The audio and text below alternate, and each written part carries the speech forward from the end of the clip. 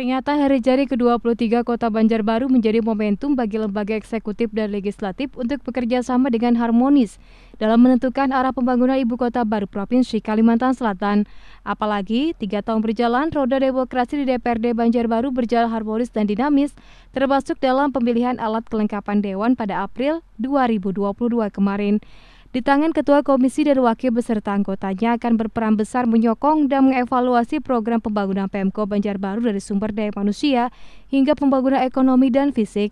Menurut Ketua Komisi di DPRD Banjarbaru, banyak hal yang harus segera dipersiapkan dari 23 tahun usia Kota Banjarbaru, pendidikan dan sarana prasarana, agar kota idaman tidak menjadi kumuh, serta sumber daya manusianya mumpuni.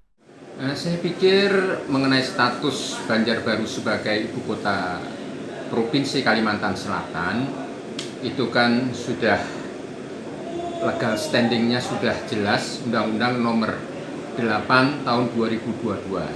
Tentu kita sebagai warga Kota Banjarbaru menyambut baik dan positif terkait dengan penetapan tersebut.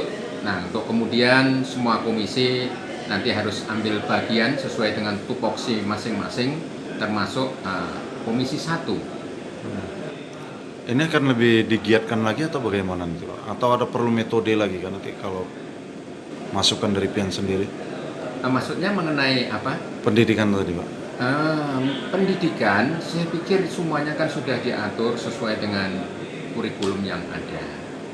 Jadi nanti kita tentu akan bicara dengan Kepala Dinas Pendidikan yang baru nanti untuk kemudian menyikapi bagaimana agar semuanya bisa selaras dengan situasi kondisi saat ini dan ke depan, khususnya Banjarbaru sebagai ibu kota provinsi.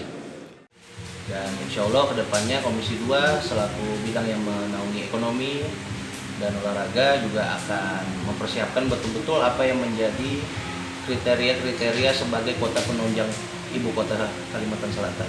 Nah, tentu saja kedepannya dari segi hal ekonomi, sementara kami juga sedang membahas raperda terkait dengan penyelenggaraan perizinan berusaha yang dimana nanti sistem itu akan terintegrasi dengan pusat yang disebut dengan sistem OSS. Nah, di situ nanti kita akan melihat potensi-potensi apa saja di lingkungan sekitar Kota Banjarbaru yang bisa menjadi peluang usaha bagi masyarakat khususnya kaum UMKM ataupun juga pengusaha menengah dan pengusaha besar. Nah, lalu terkait dengan nanti di bidang olahraga tentu saja kita akan mengembangkan kembali prestasi atlet yang selama ini seperti yang kita tahu 2 tahun terakhir sangat menurun dikarenakan pandemi. Maka dari itu nanti Komisi 2 selaku mitra kerja dari dinas-dinas terkait akan lebih aktif dalam pengawasannya dan juga dalam menyerap aspirasi-aspirasi terkait dengan apalagi urusan ekonomi dan juga bidang olahraga maupun pariwisata. Nah, tentunya kalau Ibu ditetapkan sebagai ibu kota provinsi, kita harus mempersiapkan segala sesuatunya. Pertama terkait mengenai infrastruktur, memang semua fasilitas pendukung, karena memang Banjarbaru akan semakin berkembang. Nah, tentunya urbanisasi penduduk kan tidak bisa dihindari. Nah, tentunya bagaimana cara menekan itu. Nah, tentunya ini akan berimplikasi pada jumlah penduduk yang ada di Banjarbaru.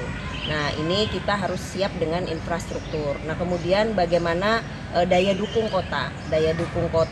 Nah, momok dari Banjarbaru ke depan tentunya banyak persoalan di kota-kota besar tentu akan menghinggapi kita. Pertama, kemacetan. Nah, hal-hal seperti ini kan akses jalan segala macam infrastruktur harus kita perhitungkan.